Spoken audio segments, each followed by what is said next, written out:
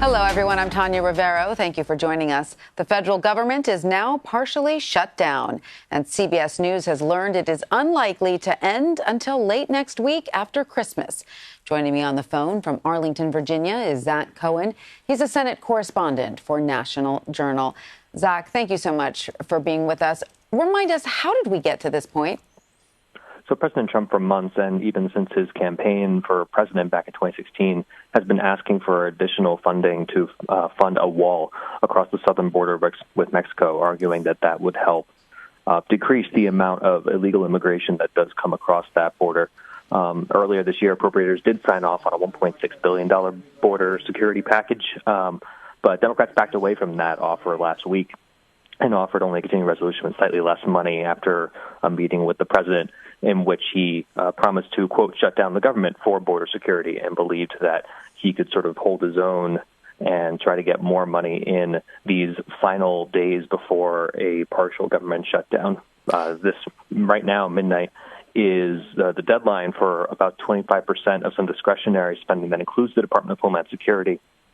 And without Congress passing a continuing resolution to keep that funding has now lapsed, and that is mostly because the Congress and President Trump couldn't come to an agreement on a final figure for border security funding. And what about a continuing resolution? Why could they not agree to sort of kick the can down the road, as it were?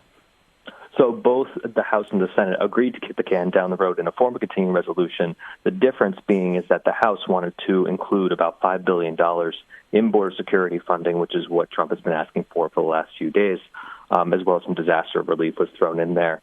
And the Senate, a few days prior, had passed what was called a clean CR. It basically just says keep the government funding where it currently is.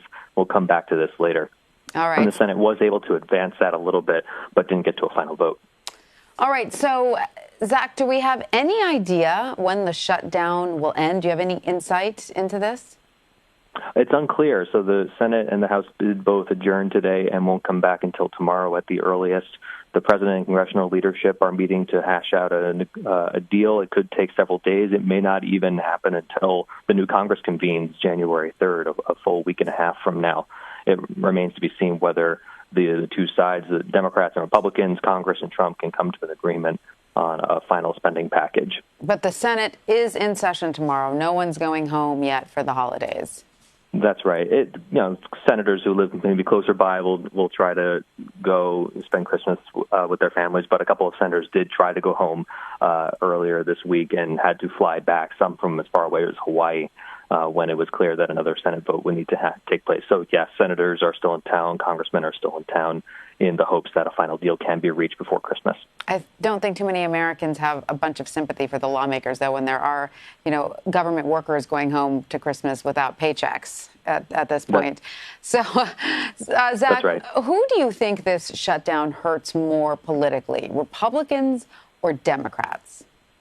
We are a full 2 years from the next election, which would be in obviously 2020, when President Trump will be up for re-election, the entire House of Representatives and a third of the Senate, with the exception of a couple of governor races in 2019. There will be a full 2 years before voters sort of get a say in any of this. So it's hard to say that it will have really any political impact over the long term. Democrats like to point out that Trump did say that he would take credit for a shutdown, as we are now experiencing. Although the president has tried to turn that back on them by arguing Senate Democrats didn't vote for the continuing resolution from the House to fund border security, so really it's on them. Right. And this is what typically happens in a shutdown, and remains to be seen exactly what the long-term effect is. And of course, it's not surprising that most Americans, when polled, do not want a shutdown and want Congress to compromise so that doesn't happen.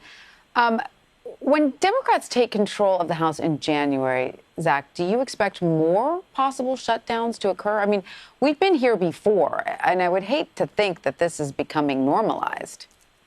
We've had 3 shutdowns in the last 2 years under unified Republican government. So it is logical to conclude that when you have divided government where Democrats control the House, but Republicans will have the White House and the Senate, that, yes, more shutdowns and more political impasse could take place. Democrats have already said that when they come in, if the shutdown is still in place by January 3rd, they would pass a clean CR, something similar to what the Senate did. but then it'd be up to Trump to either sign it or veto it. And that kind of division can play out on any host of any other number of issues.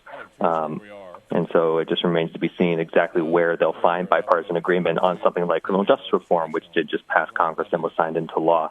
Right. It's going to be a really fascinating 2 years. Right. It was great to see that piece of bipartisan legislation make it into law. That is something that is so rare in this Congress. But I just want your take specifically on whether you think the idea of a shutdown as a political tool may be the new normal.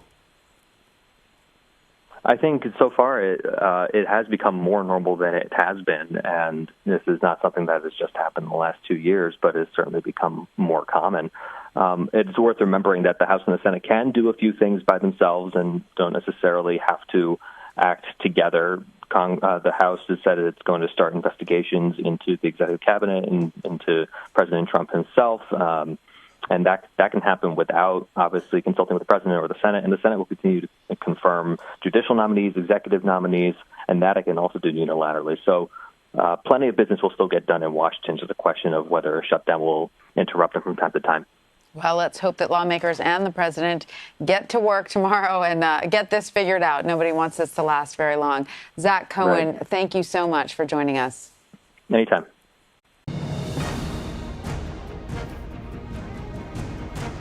This is a CBS News special report. I'm Jeff Glor in New York. It appears the longest government shutdown in American history is about to end. President Trump will speak from the White House Rose Garden in just a moment to announce some sort of plan to reopen the government, we are told, at least temporarily. This is day 35 of the partial government shutdown. Earlier today, we saw airline delays up and down the East Coast because of increasing sickouts by air traffic controllers. They are not being paid during this shutdown. There have been other impacts as well, widespread impacts. Major Garrett is reporting at this time that what the president is talking about here and what congressional leaders are talking about as well is a 3-week clean continuing resolution. That would mean it would go until February 15th. Government workers would be paid and they would get back pay. We're going to have more details on all of that soon. We're trying to figure out exactly when the government workers would be receiving the money they've been waiting for, but about 800,000, again, missed a second paycheck as of today. We are told there is no money for the wall and that those negotiations will continue about border security if, in fact, this clean resolution happens. But it's not for sure, we are being told by congressional leaders and our correspondents and everyone else there until the president actually says it.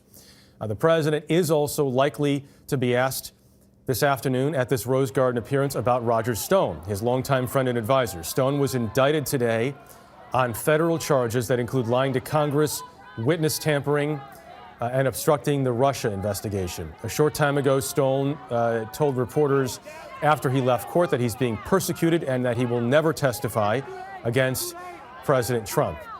But again, as we wait for President Trump, the podium being prepared there inside the Rose Garden now, he has been spending time here in the Oval Office as they figure out this deal or this plan on exactly what's going to happen. We are told, again, at this point, the reporting from Major Garrett is that this is a 3-week clean continuing resolution. So in other words, the government would be funded for another 3 weeks. We're going to keep watching that. We, of course, will listen in on the president as soon as he starts speaking. But let's bring in Nancy Cordes, who's on Capitol Hill right now. Nancy, what are you hearing? Well, there's a lot of optimism right now, cautious optimism, Jeff, from Democratic congressional leaders who hadn't been speaking face to face with the president, as you know, for about 2.5 weeks, but who see this as a major breakthrough and say that this is what they have been pushing for quite some time. A reopening right away of the federal government with no strings attached. The president, as you know, had been talking about wanting a down payment for the border wall at the very least if he was going to reopen the government. But based on our reporting, based on what Major Garrett has heard, that will not be the case. They will simply reopen the government and continue to hold negotiations for 3 weeks. That means that federal workers could get their back pay. Means that they could get their paychecks. And so these negotiations could take place without all the damaging economic effects that we have been seeing up until now. One caveat: Democratic leaders have reached similar agreements on other issues with the president in the past, only to see those agreements fall apart when he spoke publicly and changed his mind. So while they're feeling good about this, while Democrats and Republicans tell us that they see this as a breakthrough, they are not going to know for sure until he stands there in the Rose Garden and makes that statement and says what they expect him to say. Nancy, could the president have had this deal in December? Absolutely. The Senate passed a bill to fund the entire government for the long term. And it was only after the president stepped in and said, no, I'm not going to sign it unless you give me $5.7 billion in border wall funding as well, that everything fell apart. And Democrats felt very strongly that they were not going to be a party to a last minute negotiation in which, as they put it, federal workers, 800,000 of them, were taken hostage. And so these negotiations were really quite anemic. It's not the typical situation you see when there's a shutdown and parties are scrambling back and forth, sending offers and counteroffers. It was basically silence. And so the fact that first congressional leaders started talking yesterday and then they began speaking with the White House, that is a major breakthrough. And it appears that this air traffic control situation really was the catalyst for the White House to act. It was not long after we started getting those reports that there was a ground stop at LaGuardia and major sick-outs at other air traffic control centers that suddenly we got this announcement that the White House was going to embrace a bill. All right, Nancy Cordes, thanks very much. We're going to check back in with you immediately following what the president is about to say here. But again, we are expecting the longest government shutdown will end very soon. Here's the president. Thank you very much, my fellow Americans. I am very proud to announce today that we have reached a deal to end the shutdown and reopen the federal government.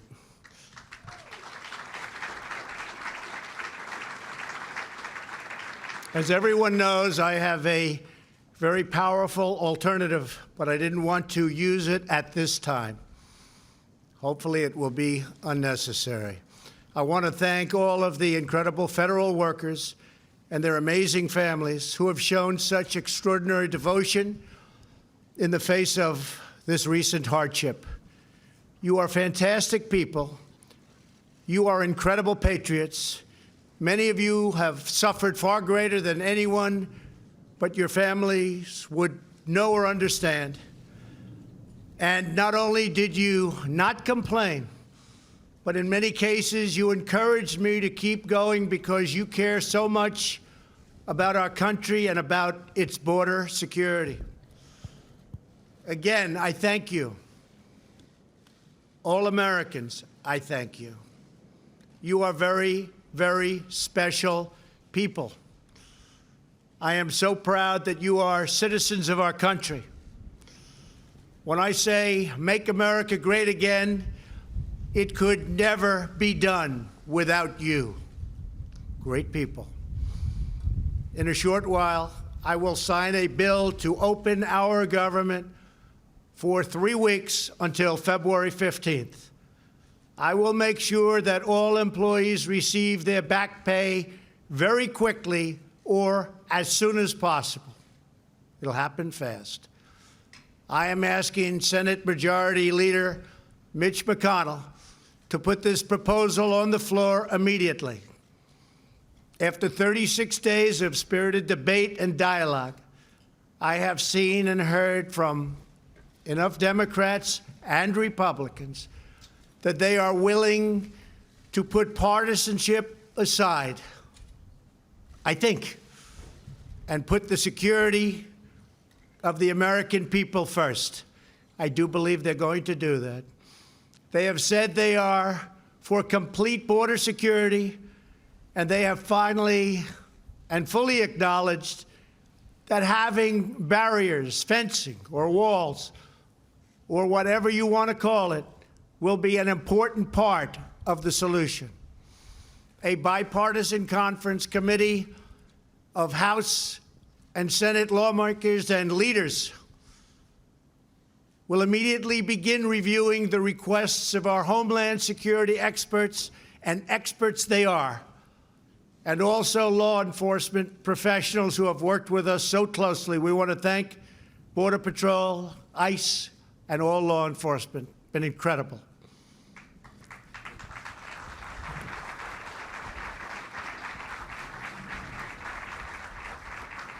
Based on operational guidance from the experts in the field, they will put together a Homeland Security package for me to shortly sign into law.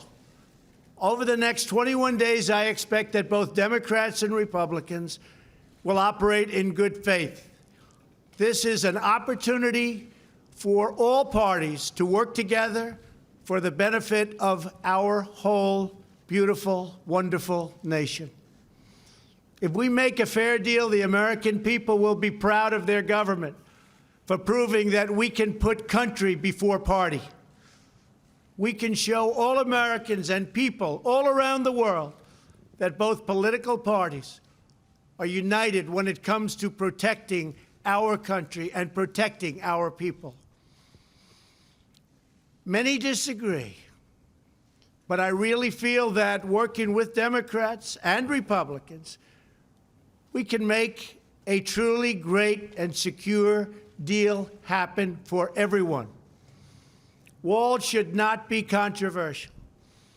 Our country has built 654 miles of barrier over the last 15 years, and every career Border Patrol agent I have spoken with has told me that walls work. They do work. No matter where you go, they work. Israel built a wall, 99.9% successful. Won't be any different for us. They keep criminals out. They save good people from attempting a very dangerous journey from other countries, thousands of miles, because they think they have a glimmer of hope of coming through. With a wall, they don't have that hope. They keep drugs out, and they dramatically increase efficiency by allowing us to patrol far larger areas with far fewer people. It's just common sense. Walls work. That's why most of the Democrats in Congress have voted in the past for bills that include walls and physical barriers and very powerful fences. The walls we are building are not medieval walls. They are smart walls designed to meet the needs of frontline border agents and are operationally effective. These barriers are made of steel, have see-through visibility, which is very important, and are equipped with sensors, monitors, and cutting-edge technology, including state-of-the-art drones. We do not need 2,000 miles of concrete wall from sea to shiny sea. We never did. We never proposed that. We never wanted that, because we have barriers at the border where natural structures are as good as anything that we can build. They're already there. They've been there for millions of years. Our proposed structures will be in predetermined high-risk locations that have been specifically identified by the Border Patrol to stop illicit flows of people and drugs. No border security plan can ever work without a physical barrier. Just doesn't happen. At the same time, we need to increase drug detection technology and manpower to modernize our ports of entry, which are obsolete. The equipment's obsolete. They're old. They're tired. This is something we have all come to agree on and will allow for quicker and safer commerce. These critical investments will improve and facilitate legal trade and travel through our lawful ports of entry.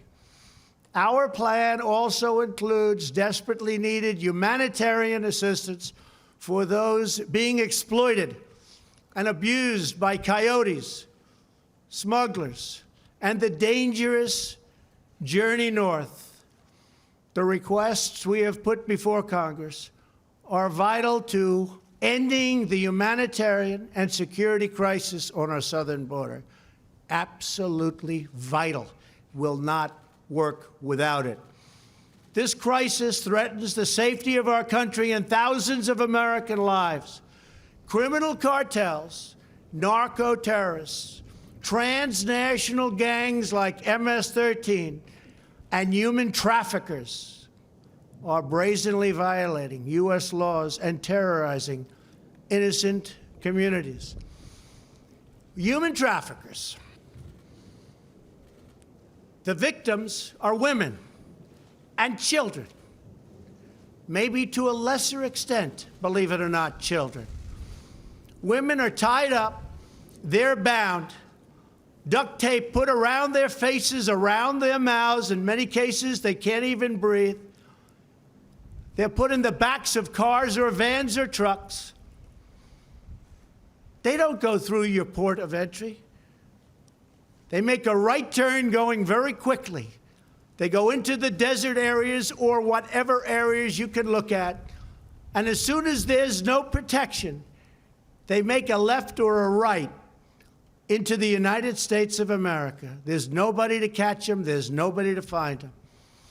They can't come through the port, because if they come through the port, people will see 4 women sitting in a van with tape around their face and around their mouth. Can't have that.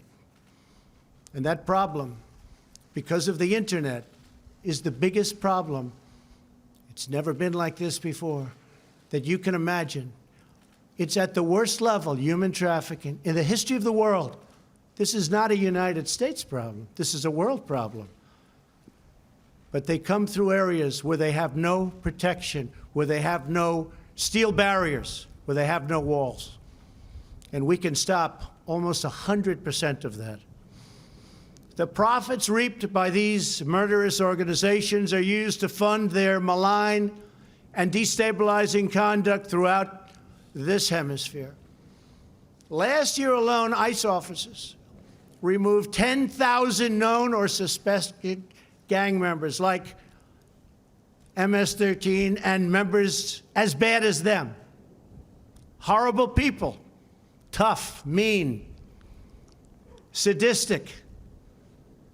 In the last 2 years, ICE officers arrested a total of 266,000 criminal aliens inside of the United States, including those charged or convicted of nearly 100,000 assaults, 30,000 sex crimes, and 4,000 homicides, or as you would call them, violent, vicious killings.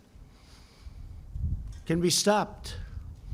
Vast quantities of lethal drugs, including meth, fentanyl, heroin, and cocaine, are smuggled across our southern border and into U.S. schools and communities. Drugs kill much more than 70,000 Americans a year and cost our society in excess of $700 billion. The sheer volume of illegal immigration has overwhelmed federal authorities and stretched our immigration system beyond the breaking point. Nearly 50 migrants a day are being referred for medical assistance. They're very, very sick, making this a health crisis as well. It's a very big health crisis. People have no idea how big it is unless you're there. Our backlog in the immigration courts is now far greater than the 800,000 cases that you've been hearing about over the last couple of years. Think of that, though. 800,000 cases. because our laws are obsolete. So obsolete. They're the laughingstock all over the world. Our immigration laws, all over the world, they've been there for a long time, are the laughingstock all over the world. We do not have the necessary space or resources to detain, house, vet, screen, and safely process this tremendous influx of people. In short, we do not have control over who is entering our country, where they come from, who they are, why they are coming. The result for many years is a colossal danger to public safety. We're going to straighten it out. It's not hard. It's easy if given the resources. Last month was the third straight month in a row with 60,000 apprehensions on our southern border. Think of that. We apprehended 60,000 people. That's like a stadium full of people, a big stadium. There are many criminals being apprehended, but vast numbers are coming because our economy is so strong. We have the strongest economy now in the entire world. You see what's happening. We have nowhere left to house them and no way to promptly remove them. We can't get them out because our laws are so obsolete, so antiquated, and so bad. Without new resources from Congress, we will be forced to release these people into communities, something we don't want to do, called catch and release. You catch them. Even if they're criminals, you then release them. And you can't release them from where they came, so they go into our country and end up in places you would least suspect. And we do as little releasing as possible, but they're coming by the hundreds of thousands.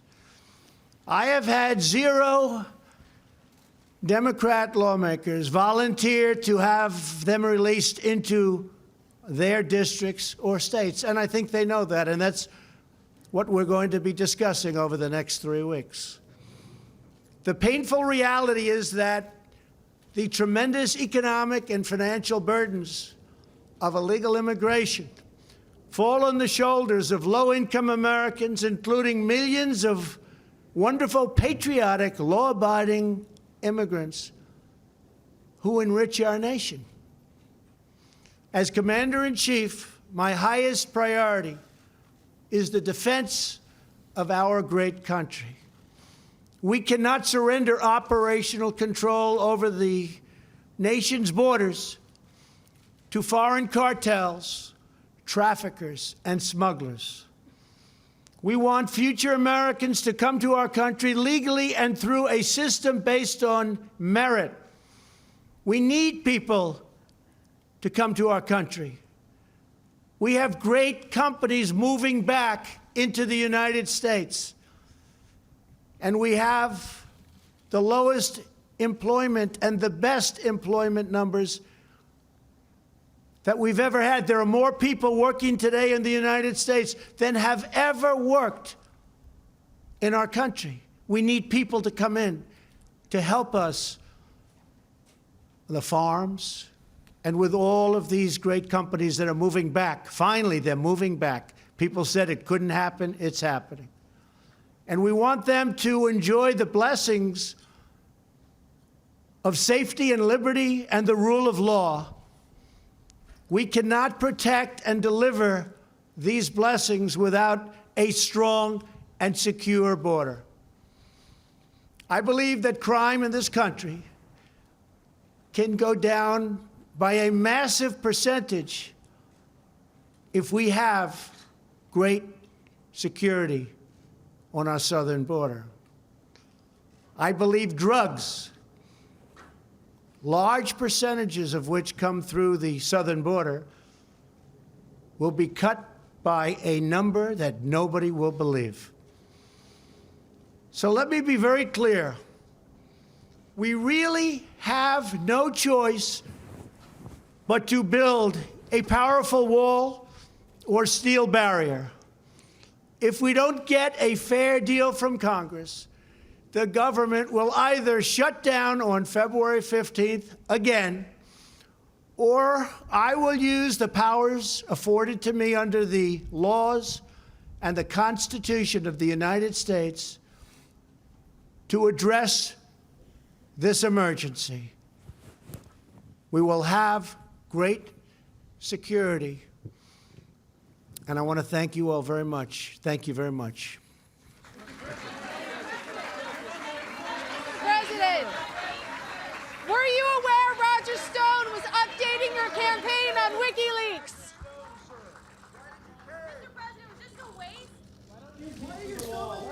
Okay, there's the president not taking questions following this announcement that government will reopen. The president opened by saying, "We have a deal." He thanked workers, says he will sign a bill first. The Congress has to pass that bill first. We don't know how quickly that can happen, but then workers would get back pay. The president then spent most of his address making an extended pitch again for a wall and more security on the southern border. Nancy Cordes is on Capitol Hill. Nancy, what happens now? Well, here's the bottom line, Jeff. After 36 days of keeping the government closed, of putting 800,000 federal workers in limbo, the president is in the exact same position now that he was in December. He is walking away with zero new border wall funding. Now, he did issue one threat at the very end of his lengthy remarks there, where he said that he is allowing the government to reopen for 3 weeks. But if there is no deal at the end of those 3 weeks to fund a border wall in some way, that he is going to be left with one of two options: either shut the government down again or declare a national emergency. So those are the stakes. And the big question now is, how quickly can the government be reopened? According to our sources, it's possible that the Senate and the House could vote today, but they were all watching to see exactly what the president said in this Rose Garden address before they made those plans. The Senate is here in session and could take a vote today. House members have, many of them have gone back to their districts, so they'll either need to be called back here, which would take about 24 hours, or it's possible that this is so uncontroversial that the House could actually do something called a voice vote and pass that short-term spending bill this afternoon. And that's obviously something of key importance to federal workers who are missing their second paycheck today and want to know when they can get that money. Great point about the voice vote, Nancy. Stand by. Paula Reed is in the Rose Garden. Just watched what the president said. Paul, I'm not sure if that was you or somebody else that was trying to ask a question there. The president, as we noted, did not answer any. But there's a couple things to talk about with you, Paula. Let's talk first about the ending of the shutdown here and what the president just said. That's right. That definitely was me trying to ask some questions, but the president did not take any. First of all, we had a lot of questions about why the president has agreed to this deal. He has repeatedly said over the past 4 weeks that he would not agree even to a temporary reopening of the government without funding, or at least a down payment, for his border wall. I mean, basically what he's agreed to today is something the Democrats wanted to do about 4 weeks ago. So it appears over the past 4 weeks, the only thing that has really been accomplished or has really happened is a lot of suffering and hardship for hundreds of thousands of federal workers. And as you heard the president say, he is still holding on to the possibility that he may have to declare a national emergency, but it is expected that would likely be tied up in the courts for quite some time. Okay. Paul, let me also, your question I think was about Roger Stone. Let's talk about that a little bit because on this dizzying day of news, that started us off at dawn when Roger Stone was arrested in Florida by FBI agents. The president did not respond there. He has weighed in on Twitter. What's the latest on Roger Stone?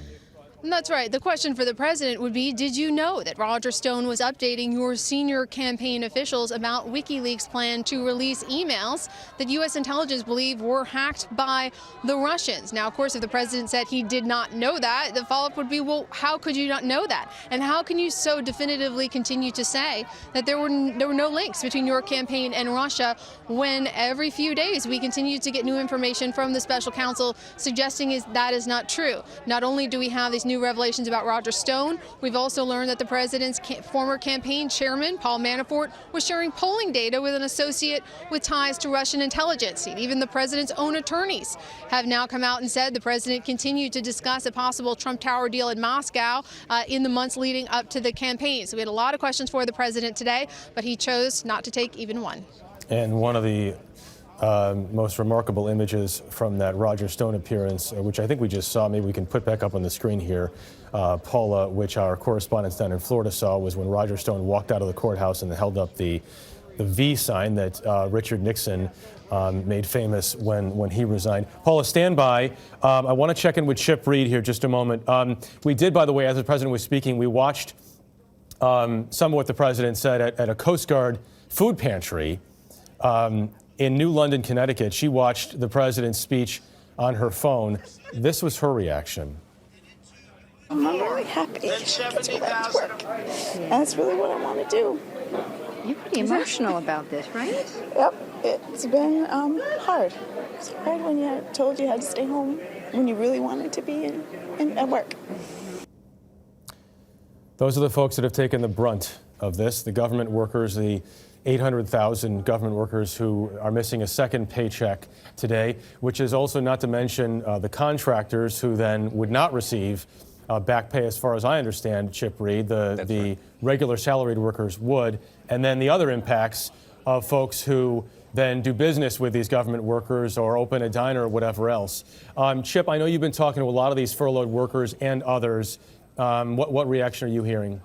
Well, tremendous relief, of course, but it's not just the 800,000 federal workers and even the contractors who puts that well over 1 million. There are now polls showing that about 20% or more of the American public are in one way or another feeling the ripple effects of goods they can't get, loans they can't get, tax refunds they're expecting to come in later, people who are worried about losing their food stamps and their Section 8 public housing and other public housing programs, rural housing programs. A lot of people are changing their lives, even though they haven't been hit directly yet, because of the expectation that they will be hit down the line, or some of them already being hurt. So there really was a growing sense of pain in this country from the shutdown, and you see that in the numbers of people who blame the president increasing gradually. And a lot of people said originally this wouldn't end until he realized he was losing this battle with Nancy Pelosi. Okay, Chip Reed, thank you very much. So here is the headline. The president just spoke. The longest government shutdown in American history will be ending, it appears, after the president agrees to a 3-week continuing resolution, which would then fund the government and workers up until February 15th. We don't know at this point what would happen then, but we will keep reporting this out all day long, and we're going to have much more on this story and the deal to end the government shutdown on the CBS Evening News tonight, also on CBSN, our streaming network, and of course your local channel, which you're watching right now. Until then, I'm Jeff Glor, CBS News in New York. Have a good day.